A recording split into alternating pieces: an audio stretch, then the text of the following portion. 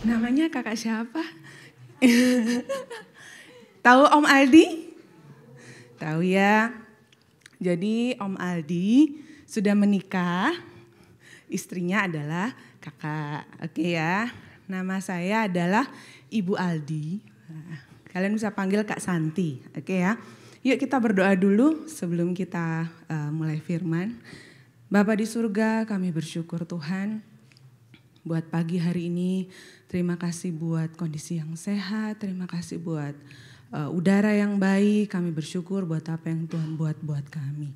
Terima kasih Tuhan, kami serahkan seluruh kehidupan kami, termasuk pelayanan pada pagi ini, termasuk pemberitaan firman-Mu. Tuhan berikan kepada kami semua Tuhan hati yang lemah lembut untuk mendengar firman-Mu. Terima kasih, di dalam nama Tuhan Yesus Kristus kami berdoa. Haleluya. Amin. Oke. Semua bawa Alkitab? Bawa ya. Oke, semua bawa Alkitab sambil kita belajar firman Tuhan. Kakak dikasih tema tentang loving people. Loving people bahasa Indonesianya apa? Mengasihi orang lain, mengasihi sesama. Kalau firman Tuhan di dalam Alkitab ngomong mengasihi tetanggamu, sesamamu, love your neighbor. Oke. Nah, pertanyaannya adalah kenapa kita harus mengasihi sesama? Betul ya? Kenapa kita harus mengasihi sesama? Ngapain ya? Kenapa harus mengasihi sesama? Jadi, mengasihi itu adalah panggilan utama kita di dunia. Kita hadir, kita lahir, kita ditempatkan Tuhan di sini untuk belajar menjadi seperti Kristus. Masih ingat ya sharing kakak kapan itu? Kita ini jadi duta besarnya Tuhan. Nah, duta besar itu artinya mewakili kerajaan surga.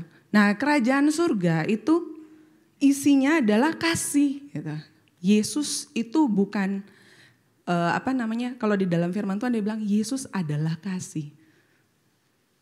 Nah, Yesus itu dari kerajaan surga. Kalau kita mewakili kerajaan surga, kalau kamu mau memperkenalkan Yesus pada orang, berarti kamu harus punya kasih. Nah, kalau kamu gak punya kasih, kamu bukan menjadi ambasadornya Kristus.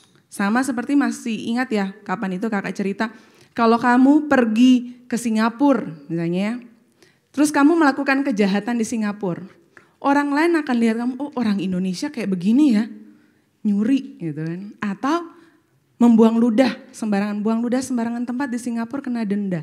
Orang Indonesia kok jorok gitu. Itu langsung tercermin. Mereka nggak lihat kamu, namamu, tapi mereka lihat kamu dari mana, siapa kamu, gitu ya. Jadi kita dipanggil supaya kita mewakili karakter Kristus, yaitu mengasihi. Nah, ternyata mengasihi itu mudah gak sih? Sebenarnya kakak punya Mentimeter tapi kakak khawatir gak bisa diputar. Kakak mau tanya, siapa yang pernah ketemu dengan orang yang permintaannya macam-macam, susah dipuaskan? Ada? Siapa yang pernah ketemu dengan orang yang kalau ngomong sama dia isinya keluhan tok dari awal sampai akhir? Pernah? Atau ada teman yang kalau ngomong sama dia gak mau kalah. Pokoknya dia harus benar. Terus akhirnya kamu memilih diam karena dia mendominasi pembicaraan. Ada? Pokoknya yang penting dia yang ngomong gitu ya. Atau pernah gak ketemu orang yang kamu sudah lakukan yang terbaik menurut kamu tapi dia gak pernah memujimu. Dia akan bilang, kurang. Masa gitu aja udah puas. Enggak. Dia akan selalu menilai yang mana yang kamu masih kurang. Kamu masih kurang ini, meskipun kamu sudah mencapai ini. Orangnya sangat perfeksionis, susah dipuaskan. Atau ada orang yang suka ngamuk. Kamu gak bisa salah sedikit. Kamu salah sedikit, piring satu melayang, cing gitu ya. Atau kamu salah sedikit langsung seharian kamu kena ngomel. Ada yang kayak begitu? Nah, hari ini kakak mau ngomong sedikit tentang bagaimana menghadapi orang-orang yang seperti ini. Bagaimana mengasihi orang yang sulit. Nah, kalau sekarang, bahasa sekarang ngomongnya orang yang toksik. Ada nggak punya teman toksik? Atau jangan-jangan diri sendiri toksik gitu ya. Coba kita berpikir. Pernah nggak kita menghadapi orang itu? Atau kita pernah begitu? Suka ngamuk, suka marah, suka tersinggung. Suka mendominasi pembicaraan, nggak pernah mau kalah, nggak pernah mau minta maaf. Selalu anggap diri benar. Nah, atau demanding. Pokoknya permintaan ada aja sama dia. Nggak pernah mau bilang, sudah oke, terima kasih. Nah, ini orang tidak mudah dihadapi. Kakak tahu, Kak Santi juga menghadapi orang-orang seperti ini. Kakak yakin Kakak Maria punya pengalaman banyak dengan orang-orang seperti ini. Yuk kita lihat gimana sih caranya menghadapi orang-orang seperti ini. Sebelumnya kakak mau kasih tunjuk. Kita pasti contoh apa yang Yesus lakukan. Bagaimana Yesus menghadapi seperti itu. Orang-orang seperti ini, Yesus dulu, coba kita lihat ya. Yang Yesus alami waktu Yesus disalibkan. Coba ya kita lihat. Next. Nah, 1. Waktu disalib aja loh ya. Sebelum-sebelumnya banyak loh Yesus disesah, Yesus difitnah. Waktu dia disalib, Yesus ditampar. Pernah. Yesus dipukuli. Dari pagi semalaman sampai besoknya. Yesus tidak tidur semalaman, tidak makan dan minum, tapi dipaksa berjalan bawa kayu salib. Terus apa lagi? Dipukul, diejek. Yesus pernah ditinggalkan. Waktu dia disalibkan, siapa yang mengkhianati Yesus? Siapa? Yudas. Siapa yang bilang aku gak kenal orang itu? Petrus. Orang-orang kabur meninggalkan dia. Yesus pernah mengalami ditinggalin. Siapa lagi? Yesus pernah dicambuk 121 kali kiri kanan. Dan kalian tahu cambuknya itu, ini mata cambuk, tapi gagangnya tuh ada 3 kait dari besi. Jadi waktu dia cambuk, dagingmu keluar. Nah itu yang Yesus alami. Dalam posisi tidak berbuat salah. Nah, apa sih yang Yesus katakan? Yesus bilang apa? Tuhan, ampunilah mereka karena mereka tidak tahu apa yang mereka lakukan. Nah, pertanyaannya gini ya. Gimana sih bisa punya kasih seperti Yesus? Udah digituin loh sama orang, udah diludahi, udah dipukul, udah diejek, udah difitnah dan sebagainya. Kita baru diomongin sedikit aja langsung tersinggung ya. Langsung apa? Orang bilang apa namanya? Senggol bacot gitu ya. Tapi Yesus kok bisa seperti itu? Nah, dalam kehidupan kita ketemu dengan orang-orang model seperti ini yang kadang melakukan sesuatu yang menyakiti kita tanpa sebenarnya tahu kesalahan kita. Atau bahkan kita nggak salah aja mau menyakiti kita. Menganggap mereka benar, bahkan pada saat mereka melakukan hal yang salah sama kita. Atau orangnya destruktif, kalau marah suka ngamuk. Kakak berharap di sini nggak ada, tapi kakak pernah ketemu anak yang punya orang tua. Kalau orang tuanya marah, anaknya ini akan dipukul sampai tidak bisa berjalan. Terus dimasukin ke dalam tempat tidur, diikat, tidak dikasih makan. Kami yang kalau kasih makan akan dimarahin gitu. Jadi kadang-kadang dulu ibu saya yang ngerawat anak ini, dia lempar pisang ke bawah tempat tidur supaya anak itu bisa bertahan hidup. Karena saking orang tuanya marah, tapi marahnya seperti itu.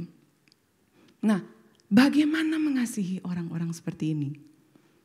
Loving people, iya Tuhan suruh kita mengasihi, tapi kalau orang kayak gini gimana ya gitu. Ngapain saya harus mengasihi orang seperti ini? Buat apa? Kalaupun saya mau, gimana caranya? Nah, coba kita lihat ada 4 tips dari kakak coba summary-kan gitu ya. 4 tips dari kakak gimana caranya kita bisa mengasihi orang seperti ini dan ditutup dengan kenapa kamu harus mengasihi. Yang pertama, how to deal, bagaimana menghadapi orang seperti ini. Yang pertama coba kita lihat ya. Yang pertama adalah jangan tersinggung. Don't take it personally. Jadi kalau mereka melakukan sesuatu sama kamu gitu, jangan refuse to be offended. Artinya tolak supaya jangan kamu merasa mudah tersinggung. Menolak untuk mudah tersinggung. Jangan take it seriously kata-kata mereka yang mungkin membuat kamu tersinggung. Kenapa? Di dunia ini ada banyak hal yang bisa bikin kita merasa jengkel, betul ya? Kamu jalan sedikit ketemu orang di depan, naik becak kamu mau lurus, tiba-tiba dia hampir nyerempet kamu jengkel. Jalan ke bawah ketemu temanmu, pas dia lagi perut sakit dia gak senyum sama kamu jengkel. Kamu ketemu di luar sana, ke sekolah, kamu jengkel. Nah kalau kamu mudah dibuat jengkel, kamu akan selalu bad mood sepanjang hari. Hidupmu tidak akan pernah bahagia. Nah orang yang melakukan seperti ini kadang-kadang ya. Jadi kalau ada orang yang bikin kamu tersinggung dan sebagainya, kamu harus belajar untuk tidak memasukkan itu ke dalam hatimu dengan mudah. Ingat firman Tuhan bilang, jagalah hatimu dengan segala kewaspadaan. Dari situlah sumber kehidupan. Coba kita baca sama-sama ya. Amsal 12 ayat 16. Coba. Amsal 12 ayat 16. Oke. Firman Tuhan bilang gini. Bodohlah yang menyatakan sakit hatinya seketika itu juga. Tetapi bijak yang mengabaikan cemooh. Oke. Nah dalam bahasa Inggris yang sudah kakak terjemahkan dia bilang gini. Ketika orang bodoh marah, dia segera memperlihatkannya. Tapi orang bijak akan mengabaikan penghinaan atau cemooh. Artinya kalau ada yang cepat marah, itu artinya dia orang bodoh. Tapi orang yang punya hikmat, dia akan tidak peduli terhadap cemooh. Tidak mudah dipengaruhi oleh kata-kata yang jahat dan buruk. Nah, orang bodoh itu seperti apa kalau firman Tuhan bilang ya? Orang bodoh itu adalah orang yang cepat marah, orang yang berpikiran pendek. Nah itu orang bodoh kalau kalian baca di dalam Amsal. Nah kenapa sih dibilang begini? Orang bijak itu akan mengabaikan penghinaan. Kenapa orang bijak disandingkan dengan orang bodoh? Kenapa enggak orang bodoh sama orang pintar?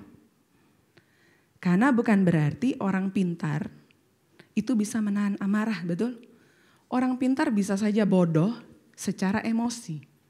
Jadi dia pintar secara akademik tetapi secara emosi sangat bodoh. Sangat mudah dipermainkan oleh emosi. Nah firman Tuhan bilang kalau kamu marah langsung meledak-ledak gitu ya. Dalam bahasa sehari langsung meledak-ledak itu kamu bodoh. Kalau orang bijak dia bisa mengabaikan. Kenapa dia bisa mengabaikan penghinaan? Di ayat selanjutnya Amsal 19 ayat 11 dia bilang begini. Orang bijak itu bisa sabar karena dia punya kebijaksanaan. Itu perbedaannya. Kenapa sih orang bijak punya kebijaksanaan? Kamu harus perhatikan. Air beriak itu tanda dalam enggak danaunya? Air beriak itu tanda tak dalam. Tahu enggak peribahasa itu? Tahu enggak? Enggak tahu. Belajar peribahasa enggak di sekolah? Enggak, belum. Air beriak itu tanda tak dalam. Tahu beriak? Beriak itu artinya yang suka meluap-luap. Itu artinya dia tuh enggak dalam. Dalam terjemahan sehari-hari adalah orang yang suka meluap-luap itu artinya memang dia punya kedangkalan emosi. Emosinya itu sangat dangkal. Arti sangat dangkal itu artinya tidak punya kebijaksanaan. Kalau kamu lihat orang yang emosi itu sebenarnya meluapkan apa yang ada di dalam. Dia sebenarnya sedang menunjukkan siapa dirinya dibandingkan dengan menunjukkan siapa kamu. Jadi orang yang cepat emosi, sebenarnya orang itu sedang membuka dirinya sendiri. Kalau kamu emosian, kamu sedang bilang sama orang lain, kamu itu tidak dewasa dan kamu itu seorang yang dangkal pola pikirnya. Nah, itu tidak menunjukkan siapa kamu, itu menunjukkan siapa mereka. Nah, coba kalian berpikir gitu, begini ya. Kalau siapa yang mau di sini jadi orang bijak? Bukan orang pintar ya, orang bijak. Nah, kalau orang bijak itu, caranya dia bisa bijaksana gimana? Kalau ada yang marah sama kamu, coba perhatikan, pikirkan lebih daripada hal itu. Maksudnya kalau dia marah, kamu cuma berpikir lebih jauh dari itu. Siapa tahu di balik kemarahannya, dia adalah orang yang suka dimarahin di rumah. Dia adalah orang yang suka dihina. Dia adalah orang yang pernah ditinggalkan orang tuanya. Dia adalah orang yang pernah dibully. Sehingga hidupnya itu penuh dengan kemarahan. Siapa yang di sini punya ATM? Punya uang di bank belum? Nah, coba kamu pergi ke ATM, kamu bisa nggak narik uang kalau nggak pernah punya tabungan? Gak bisa ya. Kamu hanya bisa narik uang kalau kamu punya uang, tabung di dalam. Sama seperti orang kalau setiap kali disenggol, gitu ya, keluarnya marah, berarti dia nabung apa sehari-harinya? Nabung marah. Jadi orang yang mudah marah itu karena tabungannya adalah kemarahan. Jadi kalau adik-adik lihat orang seperti ini, tolong berempati yang pertama. Dan jangan diambil hati, bahasa Indonesianya. Jangan diambil hati. Pernah gak kamu lihat orang sebenarnya dia tuh gak sadar loh kalau dia menyinggung kamu. Pernah gak? Pernah gak? Gak pernah ya? Pernah gak kamu merasa kamu menyinggung seseorang tapi kamu sendiri gak sadar kalau kamu menyinggung seseorang? Nah, coba kalau kamu mikirin, aku udah merasa tersinggung tetapi dia benar gak dia ngerasa dia menyinggung aku? Nah, kalau kita tersinggung terus dia gak sadar, yang rugi siapa? Kamu. Dia lagi bisa makan enak, makan bakso, kamu jengkel. Karena kamu merasa tersinggung. Nah, firman Tuhan lanjutan dia bilang begini ya. Di Amsal, next. Oke. Nah, jadi gimana caranya untuk melawan orang seperti ini? Amsal 10 ayat 14. Coba sama-sama kita baca yang warna merah. Oke, 1, 2, 3. Kebencian menimbulkan masalah, tapi cinta mengabaikan kesalahan yang dilakukan oleh orang lain. Kalau kamu disalahartikan, supaya kamu bisa menghadapi orang ini, kamu harus punya cinta. Kalau hidupmu gak punya cinta, pasti kamu akan ngamuk balik. Kamu tidak akan pernah bisa membenci kalau kamu punya cinta. Oke. Nah yang kedua ya, oke. Jangan menunggu mereka minta maaf ke kamu untuk kamu mengampuni mereka. Ya tadi kakak bilang, orang seperti ini kadang tidak paham bahwa mereka itu sedang bikin kamu sakit hati. Karena memang begitulah karakternya. Sehingga kalau kamu sakit hati pada orang bodoh, kamu bodoh. Karena mereka memang hidup dalam kebodohannya. Mereka nggak ngerti bahwa ngomong begini ini salah. Perilaku seperti ini menyinggung orang. Mereka nggak punya informasi itu. Hidupnya penuh dengan kebodohan, suka-suka mereka sendiri. Sehingga Tuhan bilang begini, ini Yesus yang waktu disalibkan ya. Yesus bilang begini, ya Bapa ampunilah mereka sebab mereka tidak tahu apa yang mereka lakukan. Mereka nggak tahu gimana mereka meminta maaf ke kamu, boro-boro. Sampai kita pergi kembali ke hadapan Tuhan, mereka nggak akan minta maaf karena mereka nggak tahu bahwa mereka menyakiti kita. Jadi ampuni saja tanpa harus menunggu mereka minta maaf ke kita. Nah yang ketiga, catat ya, ketiga, apa yang harus kita lakukan untuk mengasihi orang seperti ini? Next. Yang ketiga adalah refuse to play their game. Artinya apa?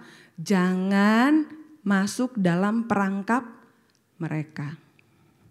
Orang seperti ini, kalau saya tulis di sini ya, orang seperti ini suka berdebat, suka berargumentasi, suka berkonflik. Itu kesukaannya. Jadi kalau misalnya dia mendebat kamu, berkonflik sama kamu, terus kamu berpikir, mungkin kalau aku berkonflik, maksudnya aku berargumen balik, aku menjelaskan poin-poin kesalahannya, dia mungkin akan sadar. Percaya kakak, gak akan sadar. Dia akan mencari cara yang lain, 1001 cara untuk mendefense balik kamu, mengatakan bahwa kamu salah. Terus kamu berusaha mencari cara supaya dia sadar, dia akan cari 1001 cara untuk tetap menyudutkan kamu. Karena poinnya adalah bukan untuk mencari kebenaran. Poinnya adalah memang pengen mencari perhatian kamu. Nah, kamu harus tahu tipikal orang-orang seperti ini adalah orang-orang yang hidup dalam perasaan tidak secure, insecure. Sehingga mereka butuh approval, butuh diakui. Nah, kalau mereka tidak diakui, mereka akan mencari perhatian. Kalau mereka keberadaannya tidak kamu akui, mereka akan mencari perhatianmu. Dengan cara apa? Berkonflik sama kamu. Saat dia berkonflik, nah lihat ya, saat dia melempar konflik, terus kamu balas, ya udah dia mukul aku mukul balik. Dia marahin aku marahin balik. Kalau dia berargumen sama aku berargumen sama dia. Kamu masuk dalam gamenya dia, permainan dia. Itu yang dia suka. Bilang, aha, orang ini masuk dalam perangkapku. Dan itu adalah permainan yang tidak ada akhirnya. Jadi kamu berargumen sama dia berargumen balik, kamu balas lagi, dia balas lagi. Percaya kakak, sampai Tuhan Yesus datang tidak akan selesai-selesai. Karena intinya dia memang tidak mencari penyelesaian. Dia mencari teman berkonflik. Jadi untuk orang seperti ini, cara mengasihi kita adalah jangan masuk ke dalam permainan dia. Nah, kakak mau kasih tunjuk ya. Nih, Tuhan Yesus ngomong di Matius 22. Orang Farisi mau mencobai dia gitu ya. Tuhan bilang gini, kenapa kamu mencobai aku, hai orang-orang munafik? Langsung tahu motifnya. Gak mengikuti permainannya. Jadi Yesus gak ikut. Gak bodoh untuk masuk ke dalam permainan mereka. Karena mereka lagi jebak Yesus. Nah, di dalam Matius 5 ayat 37, Yesus bilang gini, hendaklah perkataan kamu, kalau kamu bilang yes, itu adalah untuk iya. Kalau bilang tidak, berarti tidak. Jadi jangan pakai politik gitu ya. Rencananya supaya dia bilang A, kamu sengaja giring supaya dia bisa ngomong A dengan politik gitu. Dengan cara yang kamu rasa kamu mentrik dia. Nah, firman Tuhan bilang jangan. Kakak punya cerita satu. Ada teman kakak, orangnya susah, mirip kayak gini, orang susah. Jadi kalau kita mau dia milih A, kita harus bilang A itu buruk. Lihat ya. Kalau kita mau bilang A itu buruk, dia akan bilang aku pilih A. Kalau kita bilang B itu baik, dia akan bilang aku pilih A. Jadi misalnya kita mau pergi ke dua rumah makan ya, rumah makan A dan B. Terus kita bilang, kita ke rumah makan A yuk, A itu enak-enak loh. Dia akan menjadi orang satu-satunya yang bilang, aku tidak mau ke A, aku akan ke B. Jadi susah diajak kompromi. Jadi gimana caranya supaya dia bisa ke A, kita akan bilang, A itu buruk, gak usah ke sana. Nah, pasti dia akan memilih ke A. Nah, kadang-kadang harus agak susah ketemu dengan orang seperti ini. Nah, firman Tuhan bilang, kalau memang kamu suka, kamu bilang iya, kamu jawab iya. Kalau kamu memang gak suka, jawab tidak. Jangan ya tidak, ya tidak. Lebih daripada itu tuh dia dari si jahat, firman Tuhan bilang begitu. Nah, yang keempat, gimana caranya menghadapi orang seperti ini? Oke, coba kita lihat. Yang keempat, forgive them. Ampuni. Nah, ampuni, coba teman-teman pikir ya. Mengampuni itu berarti kita lemah dong kak gitu ya. Mengampuni di dalam bahasa aslinya pakai kata meek. Meek itu bukan weak. Jadi meek itu lemah lembut. Tapi lemah lembut itu bukan lemah. Ingat ya, weak itu lemah, meek itu lemah lembut. Nah, meek, kata meek ini aslinya, kakak tunjukin ya gambarnya ya. Coba ya, next. Coba lihat. Nah, ini aslinya dari sini.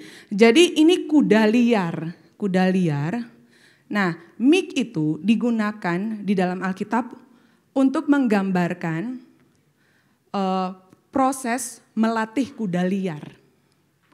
Jadi meek itu untuk proses melatih kuda liar. Jadi kuda liar ini dilatih sedemikian rupa supaya bisa berfungsi untuk bisa ditunggangi.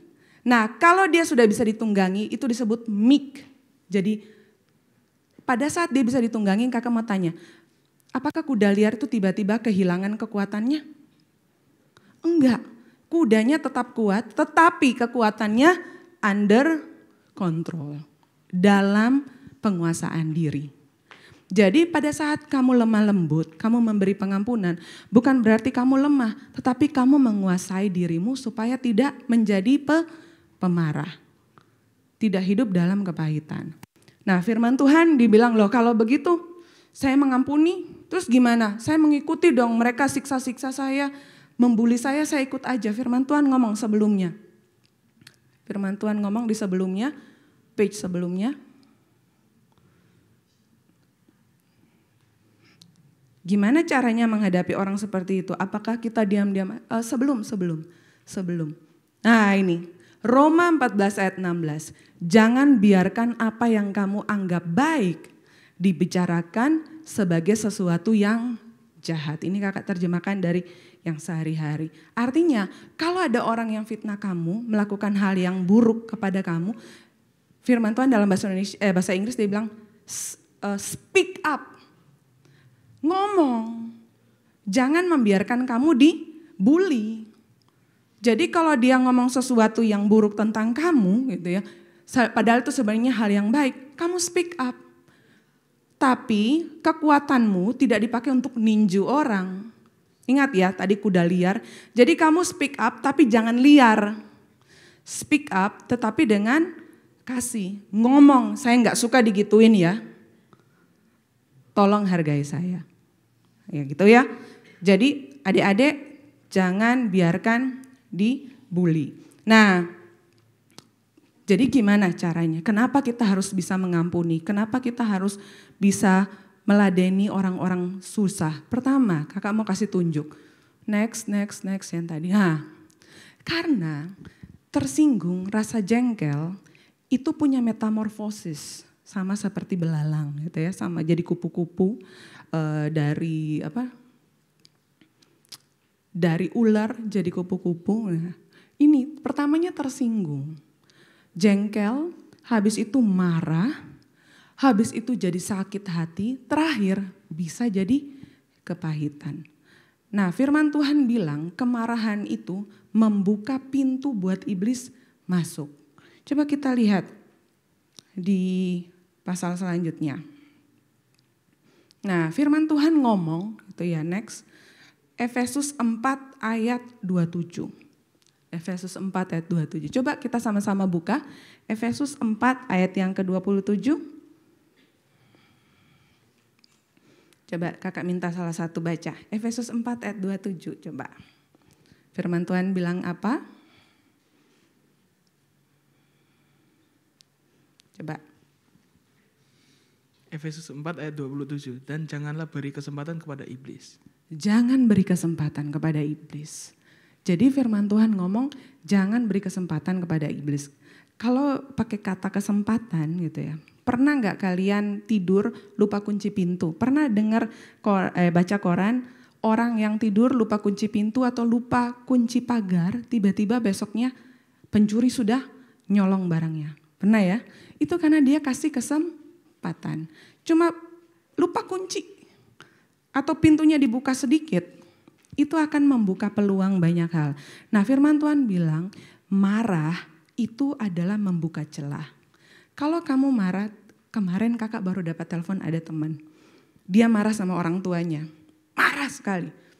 Terus dia telepon ke kakak, dia bilang gimana? Aku sekarang akan ke kantor polisi untuk laporin orang tuaku. Biar masuk penjara sekalian. Satu keluarga. Kamu bayangin loh. Terus saya bilang begini. Dan dia seorang hamba Tuhan. Kakak ngomong gini. Ingat firman Tuhan, jangan dikuasai amarah, nanti kamu nyesel.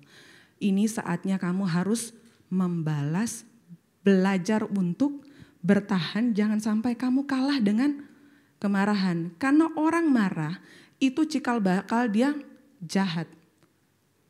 Kalau di iblis kuasai waktu kamu marah, kamu apa? Kamu bisa bunuh orang, betul gak? Kamu bisa siksa orang, kamu bisa nyuri. Kamu bisa memenjarakan orang, kamu bisa membuat hal yang buruk sama orang lain. Kamu akan hidup dalam penyesalan seumur hidup. Nah ini kejadian kemarin malam, kakak baru dapat telepon dia. 1 jaman dia curhat, intinya dia kecewa sama orang tua tapi dia ingin memenjarakan orang tuanya. Nah itu karena hidup dalam kemarahan. Buat orang Kristen yang sudah tahu firman, itu bisa terjadi. Nah kakak mau tutup dengan ini. Firman Tuhan terakhir ngomong begini.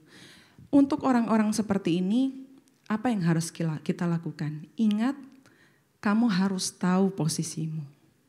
Apa posisimu? Kamu tuh adalah anak Allah. Kamu anak Allah, ambil posisi lebih tinggi dari mereka, lebih unggul dari mereka.